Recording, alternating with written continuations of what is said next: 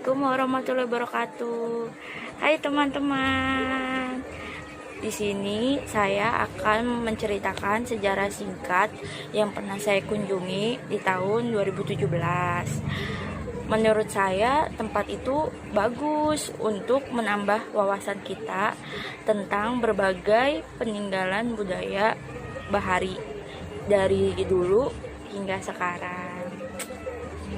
Nah, kalian tahu sejarah tentang kebaharian dan nelayan bangsa Indonesia dari Sabang hingga Merauke, dari dahulu hingga sekarang, dan sejarah perdagangan yang masuk ke Indonesia melalui jalur laut. Museum Bahari adalah museum yang menyimpan koleksi yang berhubungan dengan kebaharian dan kenelayanan bangsa Indonesia dari Sabang hingga Merauke.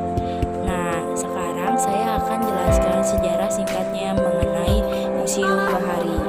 Pada masa pendudukan Belanda, bangunan ini dulunya adalah gudang yang berfungsi untuk menyimpan, memilih, dan mengepak hasil bumi seperti rempah-rempah yang merupakan komoditi utama VOC yang sangat laris di pasaran Eropa. Bangunan yang berdiri persis di samping Muara Ciliwung ini memiliki dua sisi. Sisi barat dikenal dengan sebutan Gudang Barat, yang dibangun secara bertahap mulai tahun 1652 sampai 1771, dan sisi timur disebut Gudang Timur.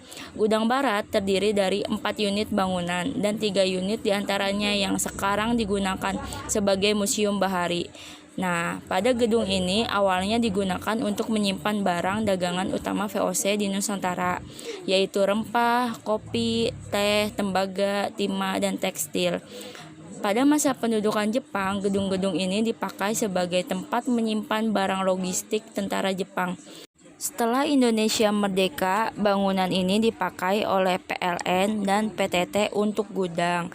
Tahun 1976, bangunan cagar budaya ini direnovasi kembali dan kemudian pada 7 Juli 1977 diresmikan sebagai Museum Bahari. Nambah ilmu banyak kan tentang sejarahnya.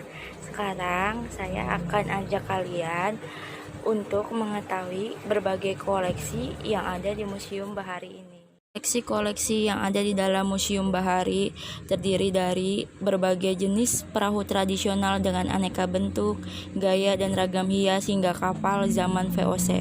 Selain itu, ada pula berbagai model dan miniatur kapal modern dan perlengkapan penunjang kegiatan pelayaran, juga peralatan yang digunakan oleh pelaut di masa lalu seperti alat navigasi, jangkar, teropong, model mercusuar, dan meriam. Museum Bahari juga menampilkan koleksi biota laut, data-data jenis dan sebaran ikan di perairan Indonesia, dan aneka perlengkapan serta cerita dan lagu tradisional masyarakat nelayan Nusantara. Museum ini juga menampilkan koleksi seperti kartografi, tokoh-tokoh maritim Nusantara, serta perjalanan kapal KPM Batavia ke Amsterdam, serta memiliki perpustakaan yang sangat menyenangkan karena staf di sana mengajak kita untuk bermain, seperti menyambung kata dan tebak-tebakan mengenai DKI Jakarta. Dan tentu saya tidak lupa untuk mengabadikan momen di Museum Bahari bersama teman-teman saya. Tidak jauh dari Museum Bahari, sekitar 50 meter, terdapat Menara Syahbandar.